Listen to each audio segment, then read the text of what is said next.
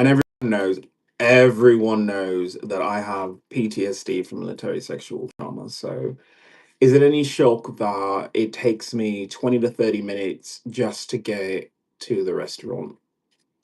But when I get there, and I have to describe this because this was almost a pivotal milestone. It really was. So the restaurant, which I love, love, love, they have the best food ever. They really do. Oh,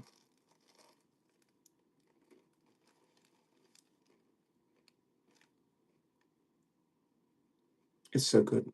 It's so good. And it's clear that it's my favorite restaurant. Absolutely my favorite restaurant because every fucking city I go to, I always eat from there. But the restaurant doesn't just cater to me, obviously. Obviously. So I show up in this kind of outfit, be it all raggedy, raggedy, raggedy. And the entire front of the restaurant was, I want to say, at least eight young women, young women.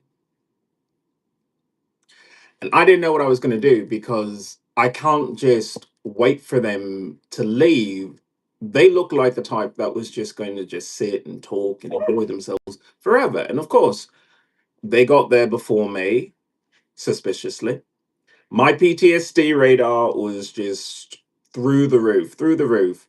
But I said, no, I paid as a customer to go get my food. I don't have to stay there. I just have to pick up my food and leave. That's all. That's all. It took me a second. I used my service animals who are trained to create a barrier, safe space for me to walk through. I get there and I pick up my food, ask if I could go a different way. They're like, no, it's closed off. I'm like, really? Really? It's closed off that I don't have to go. I didn't argue with him. I didn't argue. I didn't argue. I grabbed my food and then I left. And as I was leaving, it was that moment of, okay, okay, I can do this. I can do this. I've done this for several years of my life without major issue. But in the last 4 to 5 years, it's been issues. But by the time I was already on the other side of the door and walking down the street, I realized nothing happened. For once, nothing happened. They didn't make a comment about me. They didn't try to talk to me.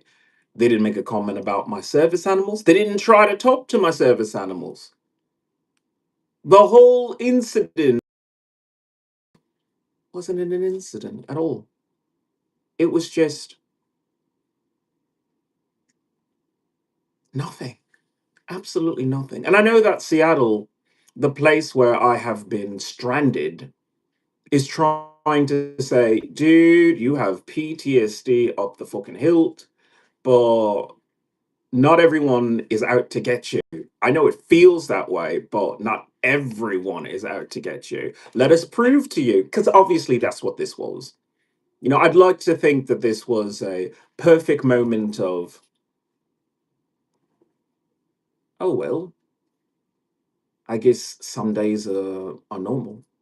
Some days are normal. But no, I think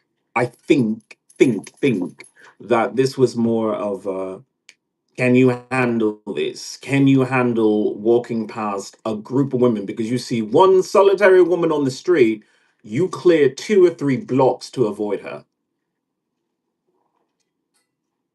I have serious PTSD. The West Coast has just not helped it. It has not. Magic, magic, I need you to move away from there. Magic, come up this way. No, no, no. I can't have you there. I need you to be over there. Thank you. Thank you. Sorry. Okay. as I was saying, I have my PTSD, but it has not been as bad as when I moved to the West Coast. I moved to the West Coast because I wanted the beach. I wanted, just stretch, enjoy, live your life, make some music, play the bongos, just relax, relax. And instead, I have old women trying to put their arm around me, and I'm supposed to look at any woman who does that as an isolated thing. It's like, no, I can't do that. I really can't, because I have police reports of old women like her who are like, fuck it. I'm, up there in age. What the fuck they gonna do to me? And so they'll just grab a person's genitals, and the police don't investigate that. The double standard of when women are sexual predators and assault another human being, but then there's nothing done about it, is staggering. This is why I don't want to live in America. This specifically is why I don't want to live in America, because the white thing to do in that kind of situation would be to say, "Oh, you're just putting your arm around me. That's awkward. That'll be a funny story. I'll get on Instagram and I'll say, that was wacky." It's like, no, no, no, no, no. You didn't know who I was. You put your arm around me. You started trying to talk to me. You tried to talk to my service animals who are on job. So, no, I felt uncomfortable. I felt unsafe, because that arm around is like a gateway to, can I grab your pics? Can I grab anything else that I think I can grab? So bravo to these people who decided to magically have lunch there. Magically have lunch there. But if this is going to be an indication of what I have to look forward to if I stayed in America, I wouldn't want that. Now, I'm going to Canada specifically to be a rock star and to be an environmentalist and, maybe appear on a couple of shows. I might audition. I might audition because, I keep reviewing this whole idea of Game of Thrones and how, yes, yes, yes, blood, dragons, blah, blah, blah, blah. When you're on set in a beautiful forested area and you get to experience wilderness, but then you get to live in a fucking RV or a cave, or I don't know what these people had to do in order to get all of those consistent camera, events. But I don't know. I mean, I see what's available to me. And I would actually say, you know what? Ahead of time what you know that I'm not a person who says, well, I'll never, never talk to a woman, or I would always think of women who, do stuff like that as representative of all women. It's like, no, come on. If I'm treated with respect, I treat other people with respect. That's all.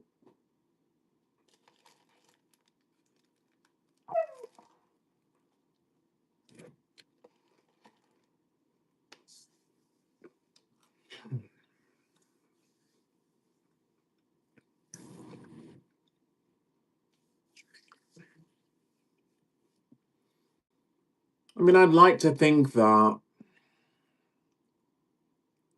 I would have felt safe and welcome to be part of American cinema, but just no, just no. I like being a musician more than I like acting, but I do wonder if there are Canadian gay filmmakers who need people, just in the background or something. I mean, if I'm going to live in Canada as a refugee, I mean, I guess I may have to, offset some of the additional costs that Canada is going to require of me. But it's things that I would gladly do, gladly, because I'm not the only one who suffers like this. By going to Canada and speaking to them, speaking to an immigration lawyer, speaking to a human rights lawyer, I explain that America is not allowed to commit war crimes against its own people. You're not allowed to use a uniform in order to sexually abuse a person, as United States Air Force did. And then to continue after the fact, I mean, I understand that in a way it's either dissuading me from pursuing music because women are going to be rabid fans, men are rabid fans too, fans are fans. But I like being a musician. I like being stylish. I like being me. So I'll keep everyone posted. I'll keep making podcasts all the way up to my fantastic move to Canada. But I'm really hoping things go through this time because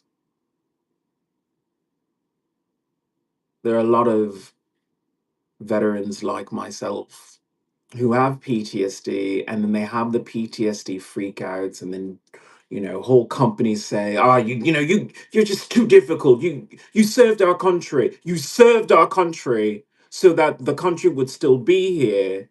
But now that you're damaged, you're just too much to deal with. Too much." That's the attitude of America. America doesn't respect veterans. They don't respect veterans because that hypervigilance that I'm moving to Vancouver, man. Hi, Clay Punk. And by the way, I love punk rock music. You are going to look at this. You are going to love my new music coming out. I just did a new cover because I'm the cover king. I'm the cover king.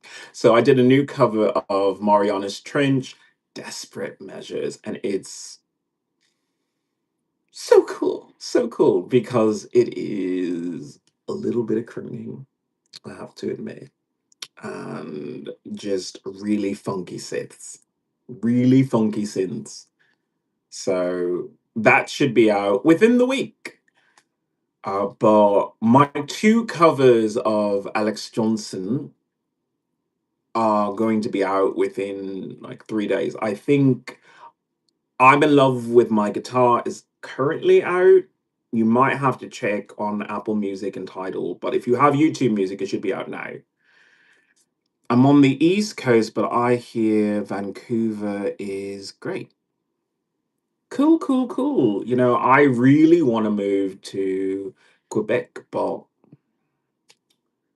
I'm on the opposite side of the fucking country. So Vancouver was just a little bit easier. But I don't know. I mean, if certain famous people from Quebec would like to sponsor me, Celine Dion,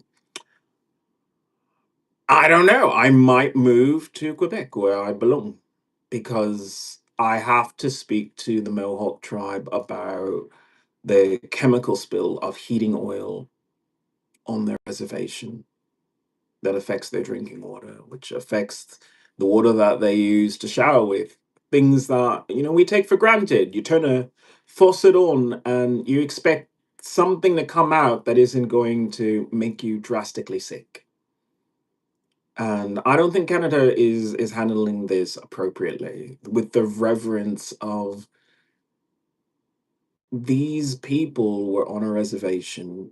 These people want to preserve their traditions, their health.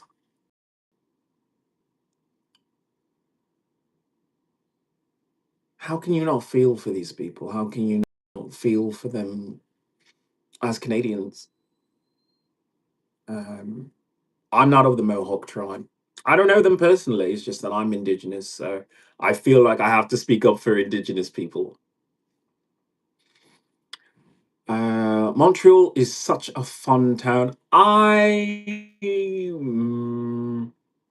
think I was in Nova Scotia once.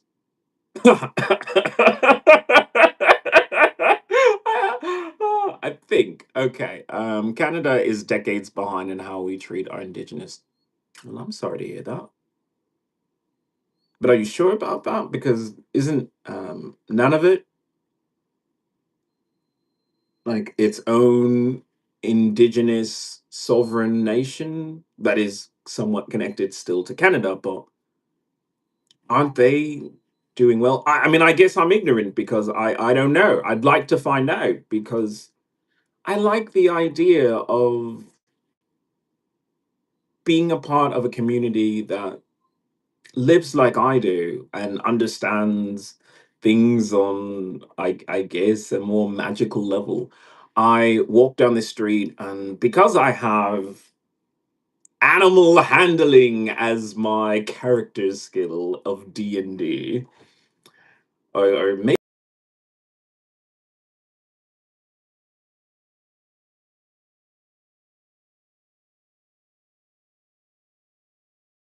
either way, I do that, and I guess it looks strange to people, but I just don't understand why you wouldn't talk to the animals if you could. We are doing better, but it's not enough. Nunavut is a Canadian territory, like a province, but with less power due to low population. I don't necessarily see that as a bad thing. There are some things that you want to protect. You want to protect your land rights, especially for indigenous populations, because you're technically supposed to be able to move around and roam. I guess now that I have some means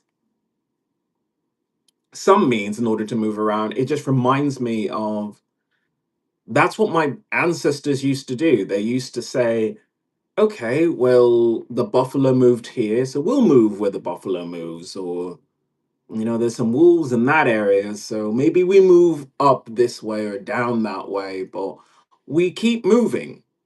The idea of houses and apartments is just foreign to me. It's foreign to me now. I grew up in a house. I grew up in a house, but it's foreign to me now because when you experience more of the outdoors,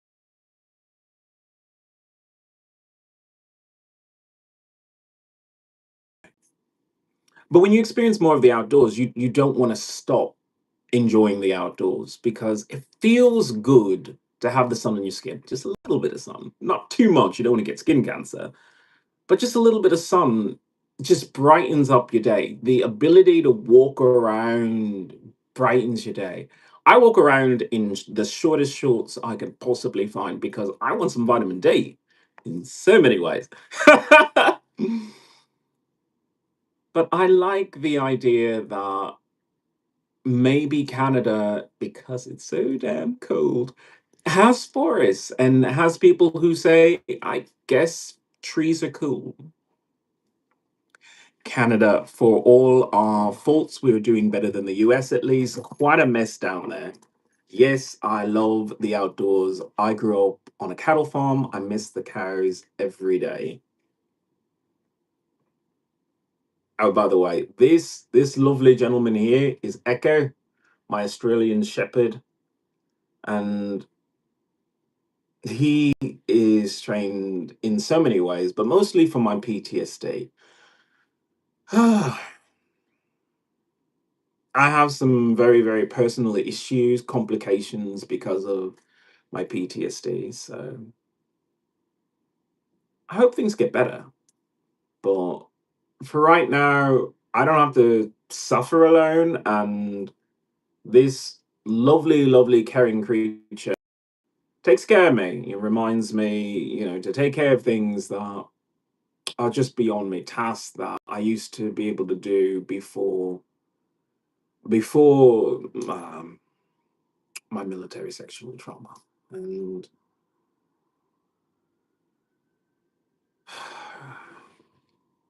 I'm hoping that Canada can open some doors that I thought were closed forever. Like, give me a chance, and maybe if I explain to them what I need and what I can do, because I'd like to put on concerts to benefit my people specifically. The cleanup effort for that spill in Susan Creek has to be extensive. So I would like to do my part and raise awareness and make sure that it is done properly to the highest standards to make sure that these relatives of mine, in a way, can protect their families now and in the future by enforcing stricter penalties for chemical spills.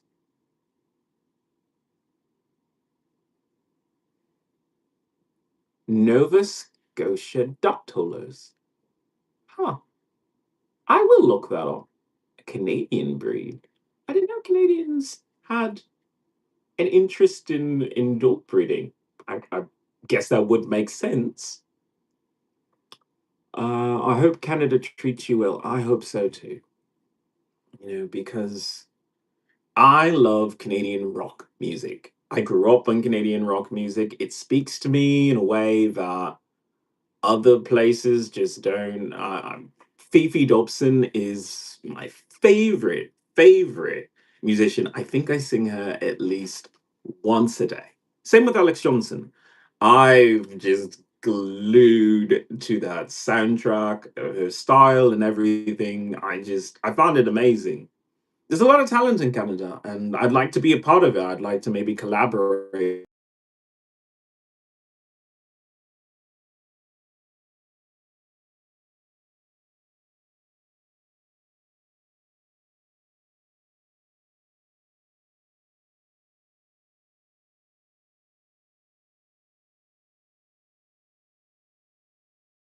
Is I'm in America, which disables me.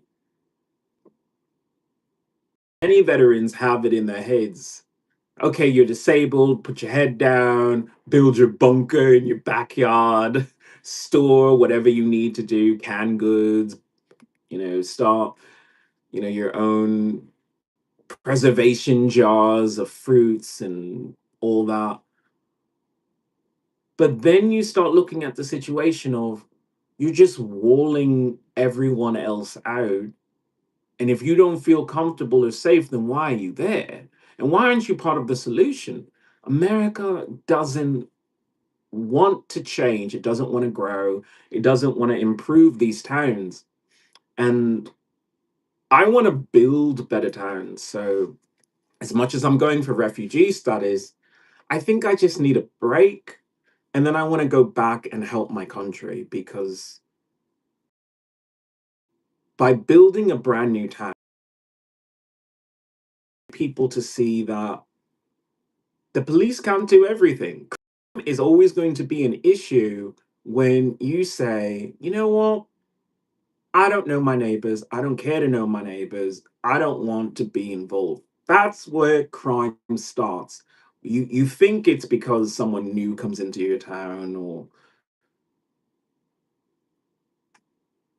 maybe there's an income inequality. It's, do you know your neighbors? And if so, what is your interaction with them?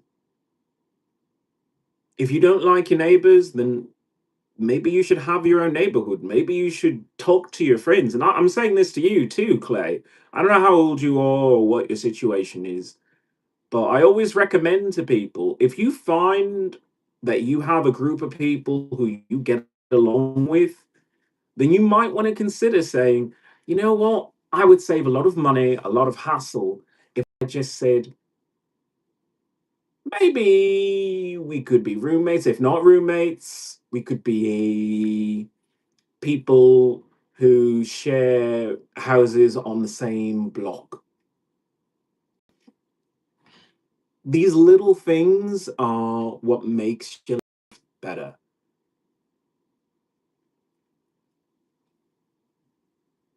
I have been good morninged to to exhaustion today. I am not a very morning person. I don't even know how to say that. I'm not a morning person. I'm not a morning person at all. I'm a creature of the night. We have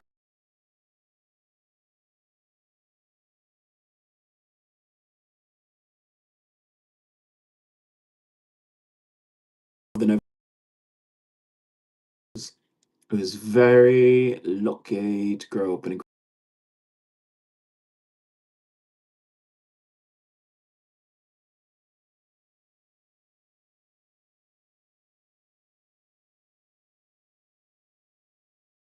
just need a little assistance. Just need a little assistance.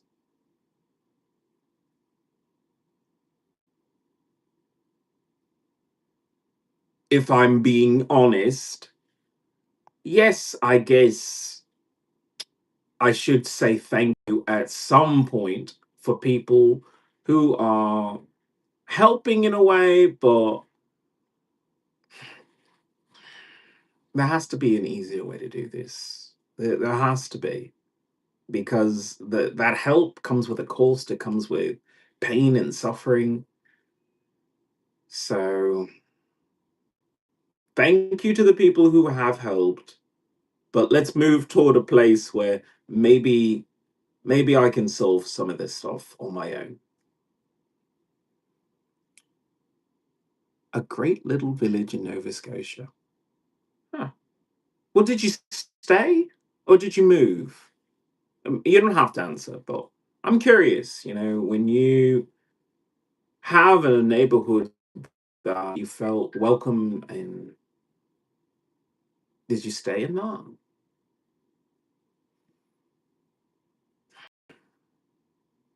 I don't know. There's a part of me that thinks that I'm just destined to wander forever.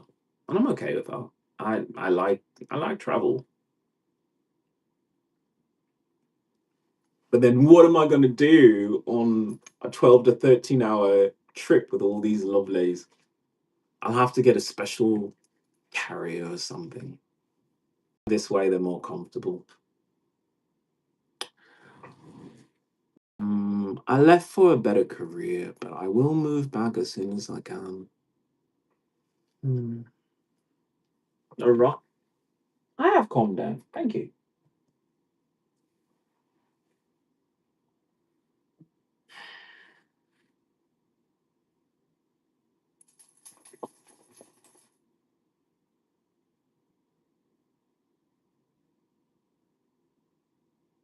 The power of dogs.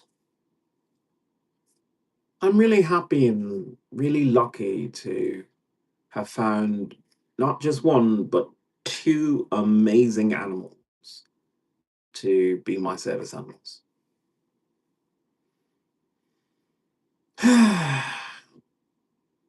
I'm going to eating. I have a lot more installed to do. I don't know. Maybe tonight, very quietly, we'll do a sing along because I have to prepare for moving to Canada and singing often. So we might do something special. I miss it there, but it's difficult to find work. Clay, I have to tell you before I leave that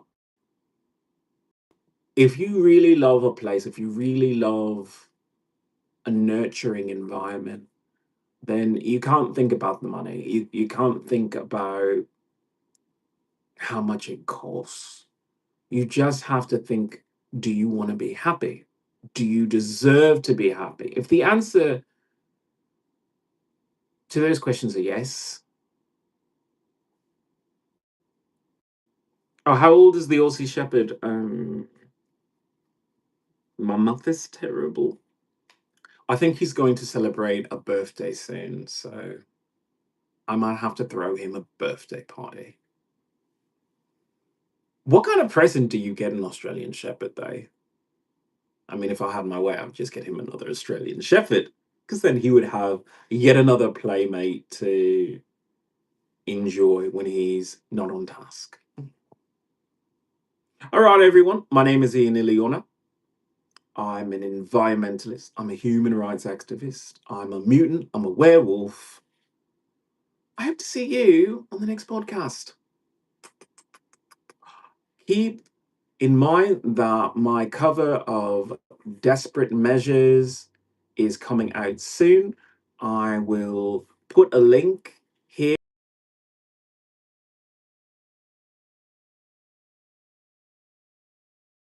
Other guests for coming by. You're always welcome here. Welcome to the revolution.